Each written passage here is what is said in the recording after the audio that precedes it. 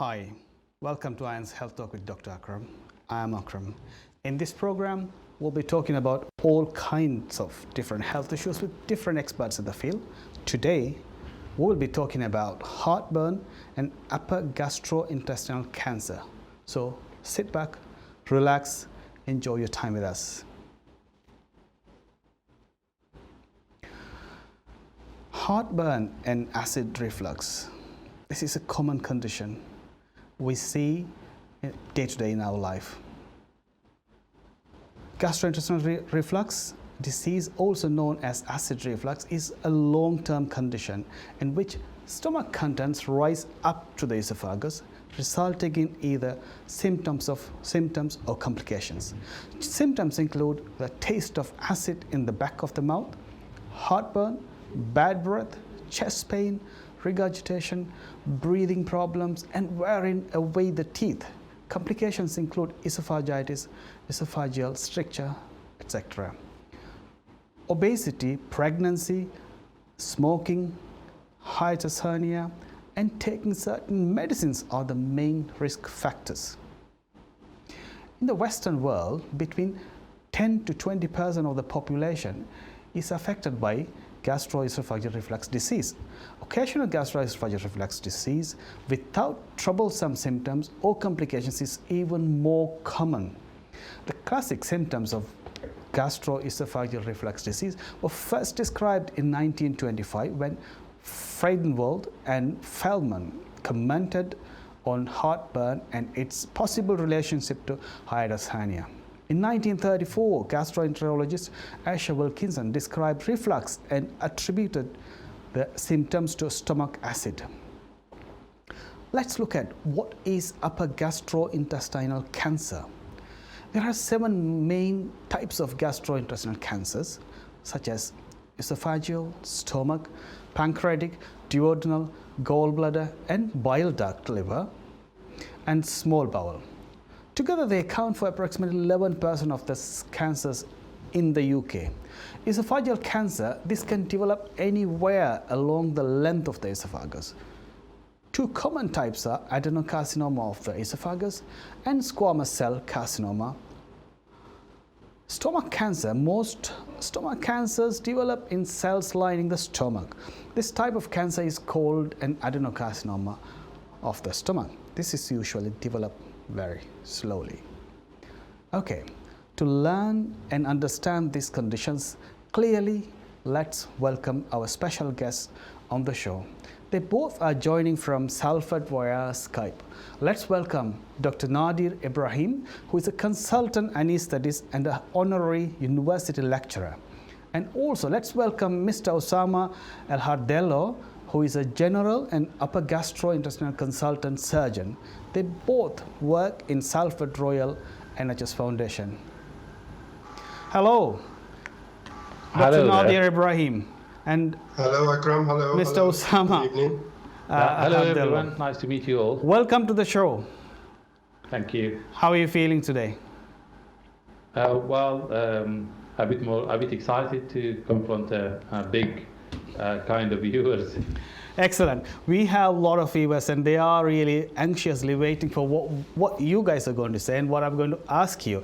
Anyway, first of all, let's break the ice. Nadir, let's talk. What are you? Like, what do you do generally? What kind of doctor are you? Yes, I'm a consultant in anesthesia and intensive care, and I work at Salford Royal Hospital. Originally from Sudan, and I was born in Saudi, and I trained in the UK, and I became a consultant anesthetist, as I said, in intensivist at Salford Royal Hospital, and I've been working with my colleague, Mr. Hardello, for a few years now. And we deal with lots of other problems, which is in particular the topic of this tonight's show. And I'm very glad to be involved in this very interesting topic. Osama, please let's hear about you as well. What would you like to say? All right. First, let me say thank you for allowing me the chance to join your program, Akram, and welcome to all the viewers. Very pleased to meet you all. My name is Osama El Hardello. I'm an upper GI and consultant and general surgeon in Salford Royal Hospital. I specialize in this type of problems, the surgical aspect of them, and I would love to talk to you all about it. Excellent. This is excellent. Okay, this is a live program, so call us on 0203 515 5788 if you have questions or suggestions, or write to us healthtalk@intv.co.uk. And you can also follow us on Twitter and Facebook, Iron Health Talk with Dr. Akram. And of course, you can watch us on Facebook Live, intv.co.uk. Okay.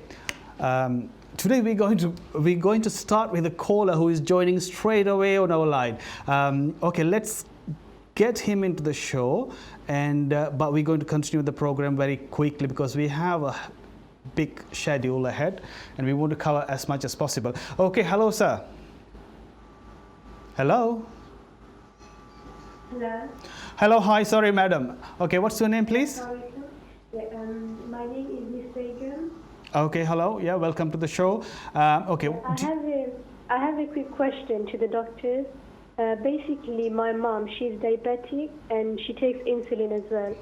And she's been having really bad pain on her teeth, on one of her teeth, and she's not able to get any appointment from the dentist or anything because of COVID. Okay. So I was just wondering if you could give any sort of any help and what she can do for now. Excellent. Thank you very much for your call. But at the moment, we are going to talk a different subject, and these two of my specialists they are dealing with different kind of problems. What you could do, you could call me after 8:30. I will answer your call and I will deal with it. Or you could send me a message on my Facebook link, or you could send me an email, and we'll sort you out, yeah? Okay, let's go ahead with the program, guys. Okay, let's talk. What is this, Osama, what is this heartburn? What is this reflux things about? Okay, so reflux or heartburn is a very vague symptom. It's very difficult to give a precise definition of it. But fortunately, a large sector of the population suffers this thing on a daily basis. Any sort of discomfort or a burning sensation in the middle of the chest that is somehow related to food is nominated as reflux. People sometimes do call it indigestion. Some people will call it heartburn. Some people will say acidity. All of that are terms related to reflux. Excellent. Nadir, how common is these things? You would see in your anesthetic practices, do you see very frequently these things?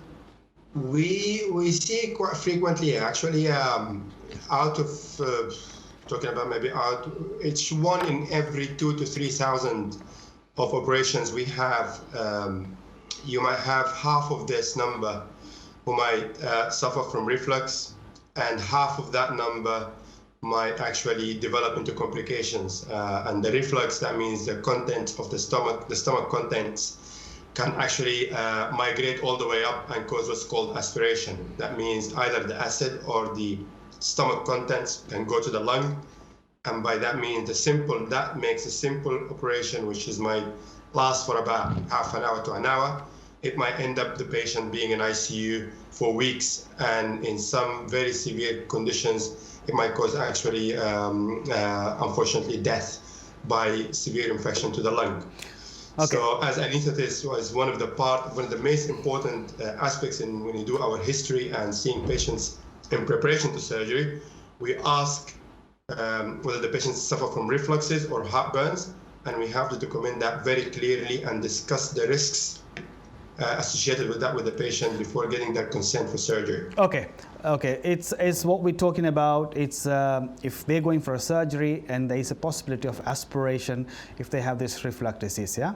Okay, that's what we talk. But let's look at this video. This will explain a lot, and then we can talk a bit. This is all about how this reflux happens, and this animation, thanks to the websites they have done it, and we're going to watch this, and let's continue the program afterwards.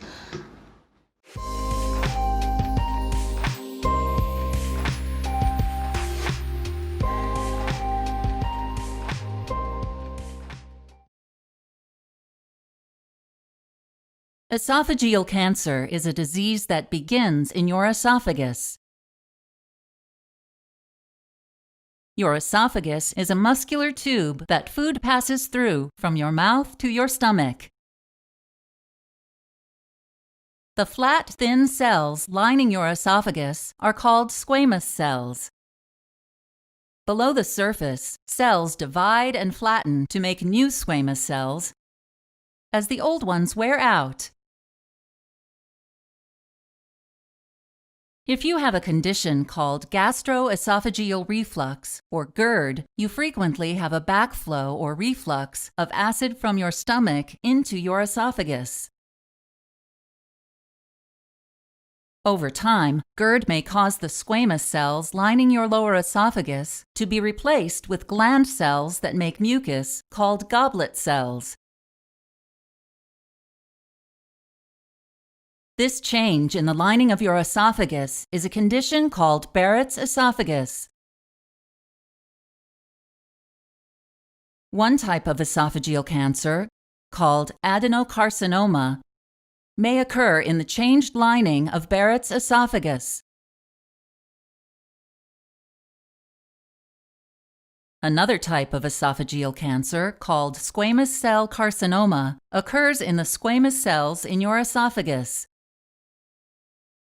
Like all cancers, both of these types begin when damaged or abnormal genetic material inside your cells causes them to grow out of control.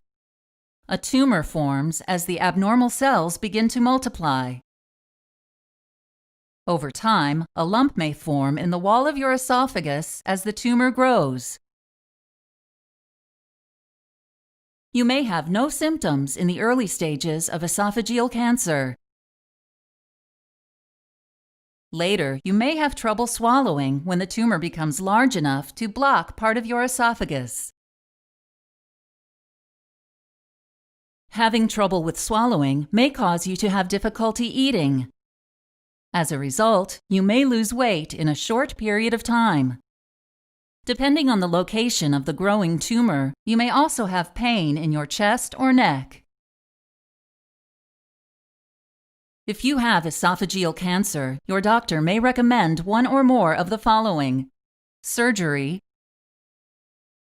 chemotherapy, and radiation therapy. Surgery is the most common treatment for esophageal cancer, especially in the early stages when the tumor is small. If you have a surgical procedure, your doctor will remove the section of your esophagus that contains the tumor, as well as some normal tissue above and below it. The surgery may include removing part of your stomach. The remaining healthy esophagus and stomach will be attached to each other. Your surgeon may also remove nearby lymph nodes to see if cancer cells have spread to them. Your doctor may recommend chemotherapy as a main treatment for more advanced tumors or to shrink your tumor before surgery. Chemotherapy uses drugs to stop cancer from spreading by either stopping or slowing down the growth of cancer cells. Your doctor may recommend radiation therapy, such as external beam radiation therapy, in addition to chemotherapy.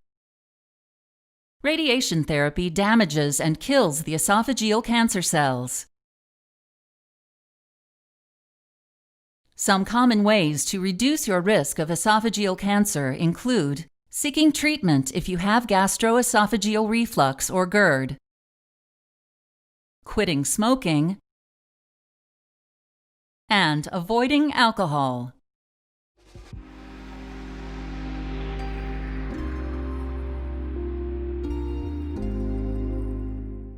Welcome back anyway. Thank you very much for the Nucleus Health for the wonderful video they provided us, and we have taken it from the YouTube, and it was an amazing video. But anyway, it would have explained you mostly what is it about and what the talk is going to be about.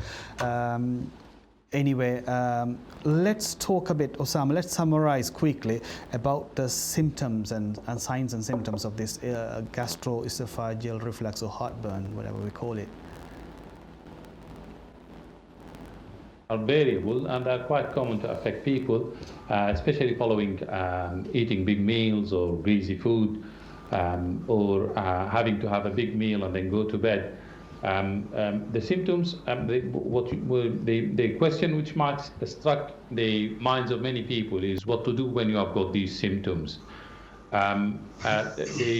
You need to have some red flags that will raise in front of your face. If you develop any of them, then you have got to seek medical advice straight away. If you have got reflux symptoms of more than twice a time during the week, or you start developing intense chest pain, or difficulty in swallowing, or painful swallowing, or starting to lose weight, or vomiting vigorously and continuously, in that case, these are called red flag symptoms that needs you to report them to your GP. And it's very likely that the GP will lead on from there and ask for a common investigation, which is having a camera look at the top part of your gut, and that is called endoscopy. This is the normal pathway of most of the people when they develop these symptoms. They will go ahead to their GP, and the GP is very likely to ask for that test to happen. Okay, perfect. Also, thank you very much, Osama. And Nadir, let's talk a little bit about this pregnancy and overweight. How does it affect this reflux?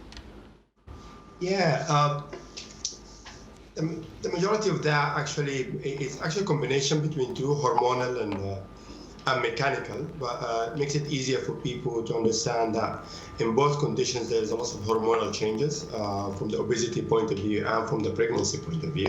There's lots of relaxation in the muscles between the stomach and the esophagus, and that makes things worse. But mainly, which just means make it easier for people to understand, there is a mechanical plays a big part in causing the reflux. From the pregnancy point of view, the first and second trimester, maybe they're not really a big problem. But when it comes to the third trimester, the size of the baby and basically pressing through the uterus, through the stomach, increasing the pressure over the stomach area, and that basically delaying the emptying of the stomach. So the delay of whatever the meal the mother will have.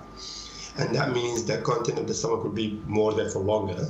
Number two, the mechanical actually compression of the stomach actually increase the risk of things basically going upwards rather than going downwards. Excellent, thank you very much.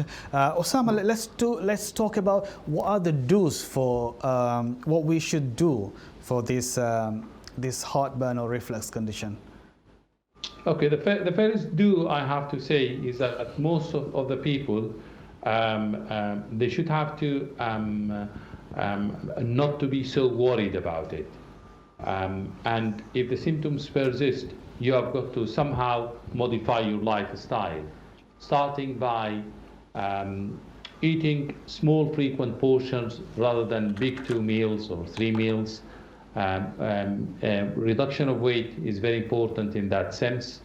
Try not to adopt any posture which brings the stomach contents to the top, to the gullet, and try to space the time that you go to bed from the last meal that you've had by about 3 to 4 hours. Most of those measures will be quite successful in people, and there are 2 harmful effects from both smoking and consuming alcohol. Smoking and alcohol, that's the important thing. And alcohol. Both of them are toxic to the lining of the gullet and the stomach, and they can aggravate the problem. Excellent. Nadir, let's go quickly through what are the don'ts, what we should not do. But pretty much in simple terms, like the opposite what my colleagues have just mentioned. And basically the don'ts, which is don't smoke, don't drink, make sure you don't have a meal, and then after the meal, or heavy meal, and then you go to bed straight away. Give a gap between 3 to 4 hours at least before you go to bed. Or if you have a meal, make sure it's not, as Osama has mentioned, maybe just make sure it's a small portion. Make sure that you walk a bit, or you just don't go straight away to bed, and stuff like that. So, and if you have any medication been prescribed to you to reduce or to relieve the signs of symptoms of heartburns, don't just stop them because you're just fed up with it or you don't get bothered anymore. I think it's very important to adhere to what your GP or your surgeon or your gastroenterologist has advised and prescribed some medication for you. It's very important to continue with these medications. Excellent. Thank you. Okay, Osama, where to get help first? So, first line of help. The first point of call will be either a pharmacist or a GP.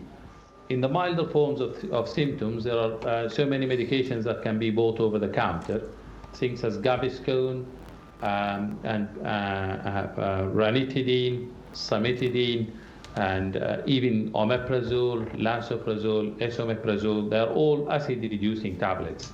And if they have been effective, that means there isn't anything sinister behind the symptoms, and you don't need to get worried. If the symptoms persist, though, of those measures that I've just talked about and the over-the-counter medications, you should see your GP, who will discuss the matter further in details with you.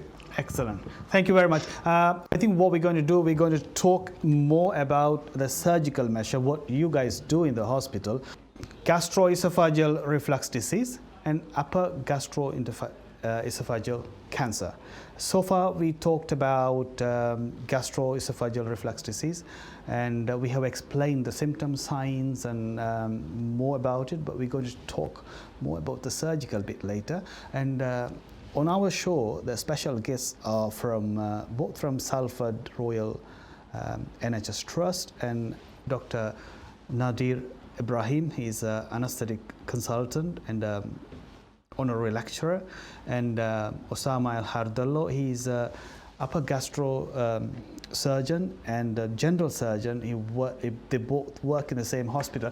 Okay, welcome back, Nadir and Osama. Okay, we're going to go straight away. We're going to talk about what you guys do in theatre for these gastroesophageal reflux disease. Briefly and quickly, for the gastroesophageal reflux is mostly a non-surgical condition. So 90% of the people can be treated with the measures we have mentioned or with medications only. So the idea that surgery is essential isn't right in the minds of so many people.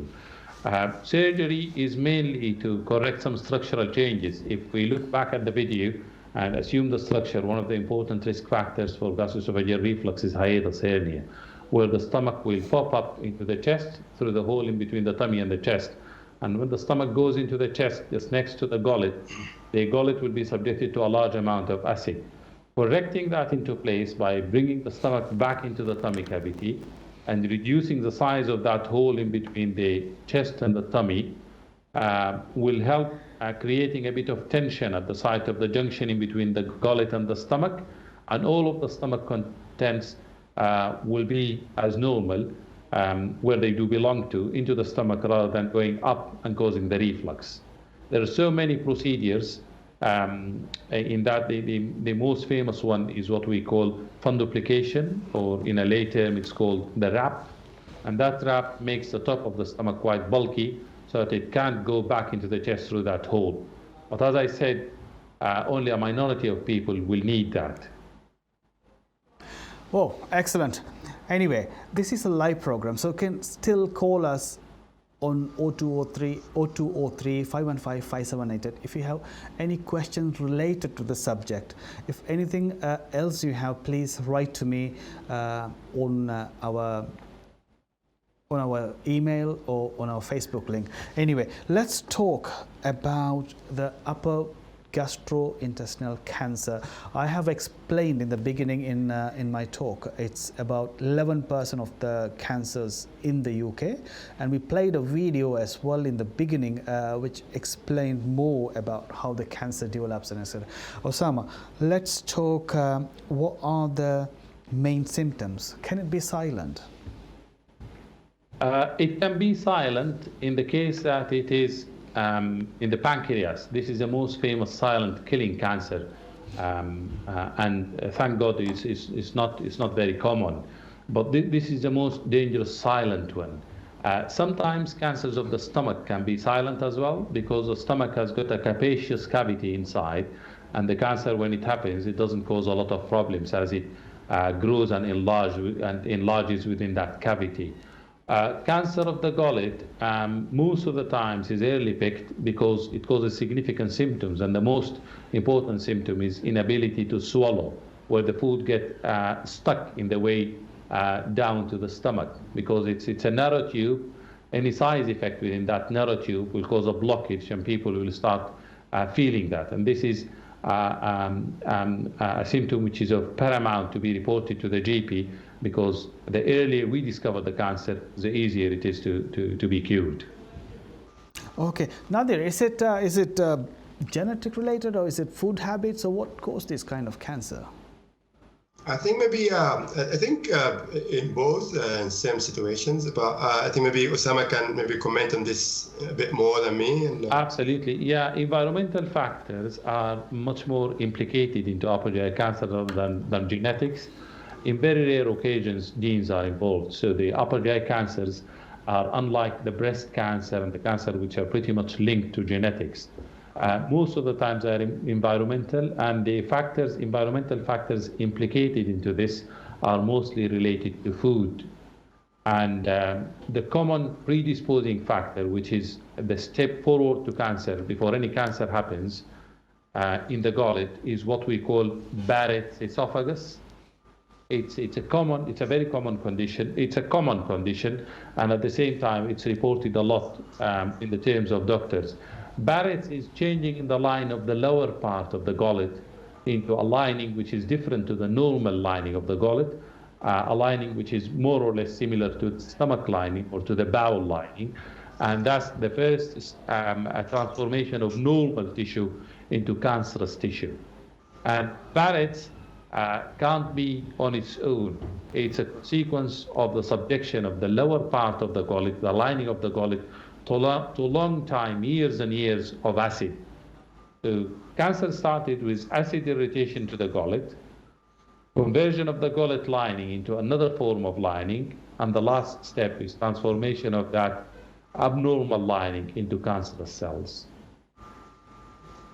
Excellent. Let's talk a little bit about when to seek help for each kind of cancer. Is there any clue it gives? That's a brilliant point, actually.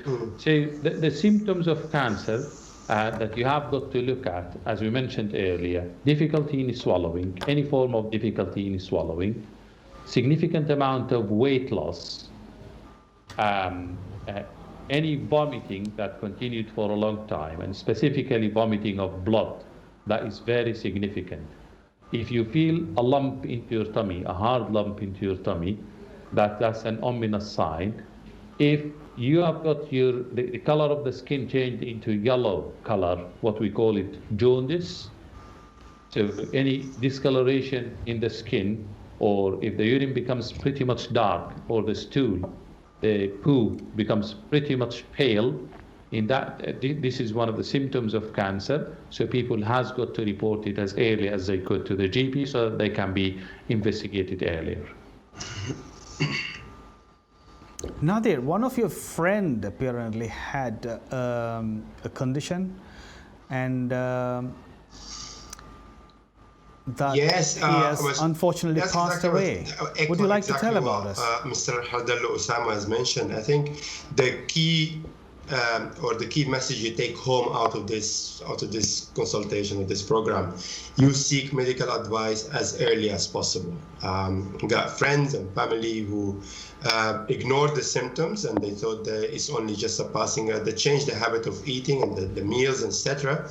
And unfortunately, it was too late when they went to surgery, and it was very advanced stage of the cancer, and unfortunately they passed away. So if there is a message you take out of this consultation today, just to be aware of the symptoms and signs of heartburns. I think to differentiate between the heartburns, which can cause, to be worrisome, and as Osama has mentioned, you have to go to the GP as early as possible. And the most important bit from our end as well as anesthetist, just to make sure is actually differentiate between that and heartburns as being a reflux or a cancer, or being a cardiac origin. Exactly, that's the point I want to stress on it. Easily can miss that. Indeed, and that's why there where the GP comes in, and people are really not convinced, they can still go to seek a medical advice. Simple tests like ECG and blood tests can actually help to rule out or to differentiate between the two diseases, which is it can be a life-saving visit to your GP. So the key message here: don't delay. As early as possible, you seek medical advice, and that will be can be a big factor. So the message is like what the symptoms, as Osama described a few minutes ago. If you have those symptoms, get help as early as possible. Okay, let's talk. These conditions are mostly not medically treated, isn't it, Osama? They get referred to you at some point. At what point do they get referred to you? Okay, people do get referred to the higher tier of treatment, to the hospitals, when they got any of the red flag symptoms we have just mentioned, or when they fail the conservative measures and the medical therapy. If someone has got to adopt all of these measures and take the tablets and they found that all it's non-use, then when they come to the hospital, the first investigation to be done for them most of the times is to look at the top part of their gullet with a camera test. This is a very simple, straightforward test which can be done most of the times when the patient is awake. And there is a little bit of discomfort, but it's not horrendous as what people sometimes might describe about it, different experiences. But it's very vital because it allows you to have a look at the lining of the gullet, lining of the stomach, lining of the first part of the bowel following the stomach with the naked eye, and can make the whether the surgeon or the gastroenterologist come up with a lot of diagnoses from that and exclusions. And we keep a very low threshold to take as many specimens as we go in with the camera, because that helps when we look at it under the microscope, we'll be able to detect the cause of their symptoms. And once that camera test has happened, obviously the ominous thing is to try and exclude bad things. If there is anything suspicious, specimens will be taken and the doctor will be talking to the patient on the spot, because if there is anything bad, the key here is early detection. Cancer, if it's early detected, it's treatable, it's curable. But once it passes a certain stage, then all the aim of the doctors will be to help out to stop the progression of the disease, but there will be no view to cure the person or the patient off. Excellent. The point is that early detection, so you seek help early. Is that right? Absolutely. Okay, Nadir, do you give anesthesia for these procedures, what we talked about? This is the endoscope. Yes, indeed, we do. Obviously, in particular, I work a lot with Osama in theater. So it depends. If we're doing the first type of surgery, which is for repair of hiatus hernia, the majority of patients actually, they're not very unwell. So from pre-optimization or prehab point of view, which is getting the patients ready for surgery, it doesn't require lots of workup, routine blood tests, etc. It depends obviously in the other medical background the patient has. But when it comes to cancer patients, usually they are frail patients. The disease itself already has affected the absorption and the nutrition in general. So they usually, in our center, Sulfur Dryer, we're one of the small centers in the country, number of in the country who do something called the CPEX, which is cardiopulmonary exercise testing, which is basically to make sure and prepare the patients through the journey before preparing them for surgery. And the surgery itself is not a simple surgery. It takes hours and hours. Sometimes it's done in 2 stages, sometimes done in 3 stages within the time of surgery. And the recovery, they have to go to intensive care after that for at least 48 hours or so. It combines a lot of other special measures like epidural for pain relief afterwards. And after spending a few nights in intensive care, then they go back to the ward. And usually, I think maybe Osama can comment on that. Maybe I think about 10 days or so. I haven't seen someone go home before 7 to 10 days after staying in surgery. I agree. So we play as anesthetists actually a big role in the prehab and preparing patients for big surgery as such, and in theater as well, from the fluid management, etc., and the lung ventilation, because we have to deflate one of the lungs to allow a good area for the surgeons like Osama to basically to have approach to the where the cancer is and manage to take the cancer out. And then after that, to make sure the fluid balance is all right, the pain control is a key, and that will allow them to breathe well after surgery. And the main purpose for breathing well after surgery, that means reduce the risk of having pneumonia or chest infection. So lots of physio is involved. And as I said, maybe 2 to 3 days in intensive care before go to high dependency and then to the ward, and successfully afterwards home, and actually get referred and actually followed up by Osama's team afterwards, after surgery, to make sure they're actually in full recovery. What you're trying to say, this is one of the major operations. It's unlike most operations we do. The anesthetist finish off the job on the day, but here you need to work as a team. It's the surgeon, anesthetist, the patient, and all of the healthcare workers around the patient working to cure or to support this patient. Is that right? It is a multidisciplinary approach by all means, and as I said, nutrition is involved as well. Some exercises, we advise patients to start changing their way of life, do a bit of lots of exercising before surgery, walking maybe for a mile or two every day to build that stamina, actually that's right. fitness level, to make sure. So it's a journey. It's not only me and Osama do it.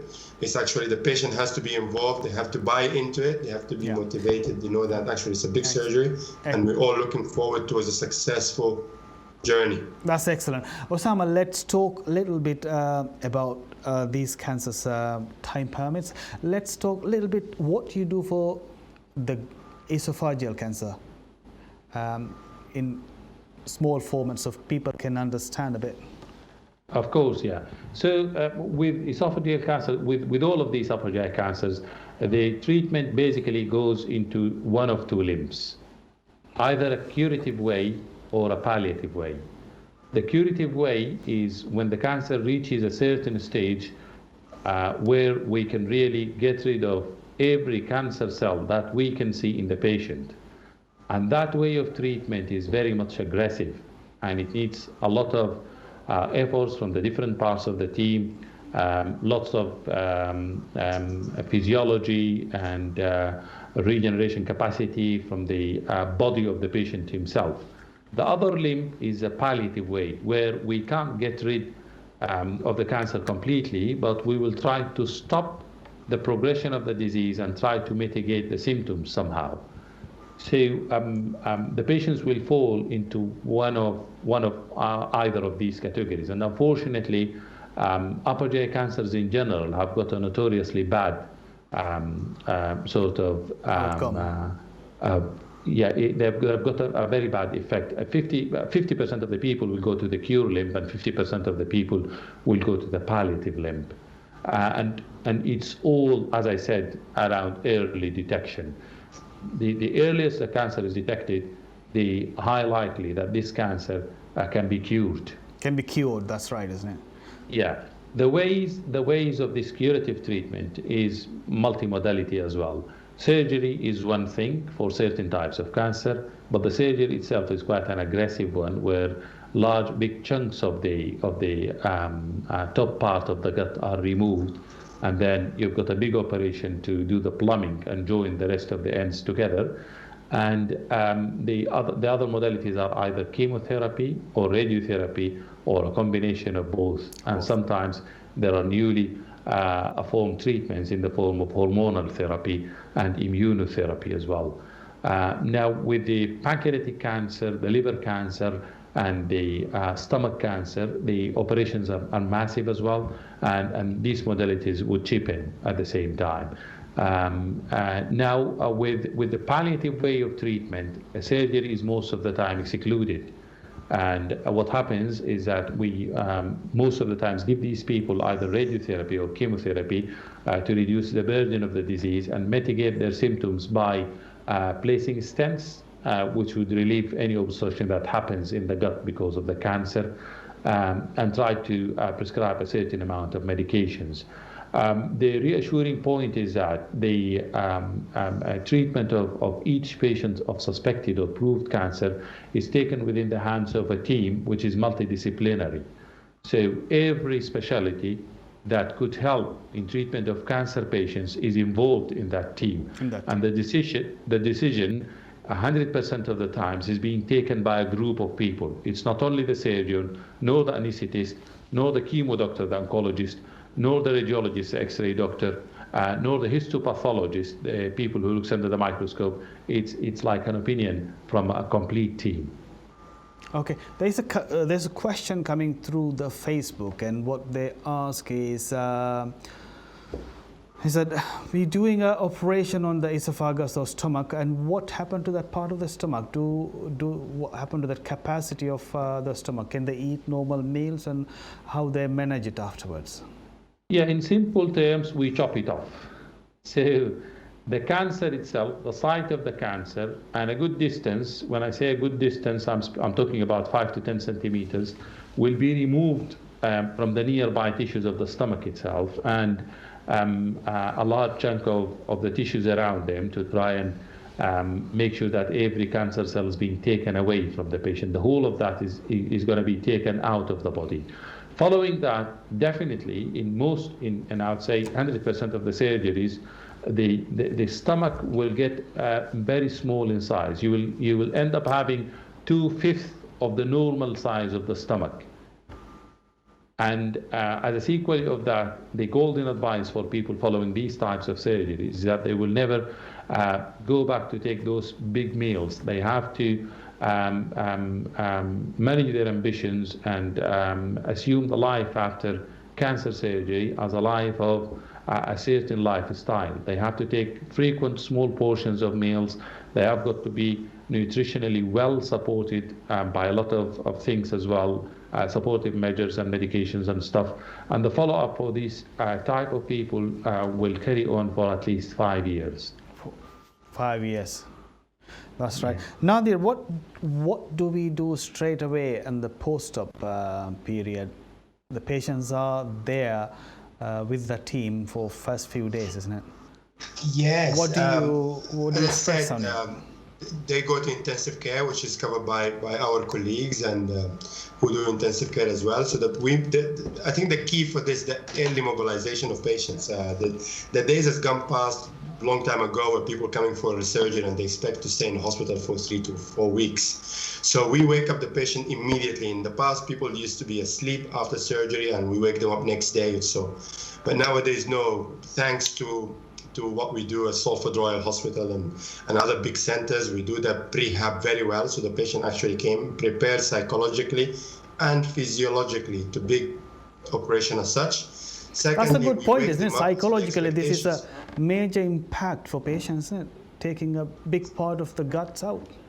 It is indeed. And as I said, the psychologically is very important to be prepared that this is going to happen to them. Second, to make sure that they're aware that this has happened, that will happen, that will affect them waking up. You have to wake them up straight away after surgery. You have to tell them that there will be something which is called a nasogastric tube. There will be a tube in their nose going all the way to their stomach to start feeding them slowly. And they will wake up in ICU after theater, but after that we'll take them to ICU awake. And thanks to the epidural and the modes, as I said, I stressed earlier, the epidural, one of the key modes of analgesia, make sure that if it works very well, then they can be mobilized out of bed straight away. That's very good. Physiotherapy can come to that. Excellent. Thank you very much. We're running out of time, and we had a great time talking about this. I think we have covered through the subject, and we have given the main points to the patients. If the basic point was, if you have any of those symptoms, what we said, seek help straight away. Is that right? Absolutely. Do you want to say any bullet point, anything special before we sum up this show? Osama, go ahead. Osama? My main message to the people is that don't ignore the red flag symptoms that we've just passed and gone through, especially when you're over 40. Take the matter quite seriously. Don't be deceived by the symptoms disappearing at some point and coming again. Go and consult your GP. try to comply with the investigations that are planned for you, and I think most of the people will get away with these symptoms quite easily. Thank you very much. Nadir, quickly, I have a few seconds, less than a few seconds for you. Yes, I must tell them that, as Osama said, I echo what he exactly said. It's a multidisciplinary journey. Make sure it's not like the old days. It's actually a curable operation. It's a big operation, but with the thanks to the preoperative department and the prehab system and center and our colleagues in intensive care, it's a curable, it's a livable, and you can go through it easily. Thank you very much, Dr. Nadir Ibrahim and Mr. Osama Hardello. Thank you very much for your contribution today and for being in our show. And thank you for all watching us and being with us on the show. And if you have any more questions, please write to us on our email or on our Facebook link.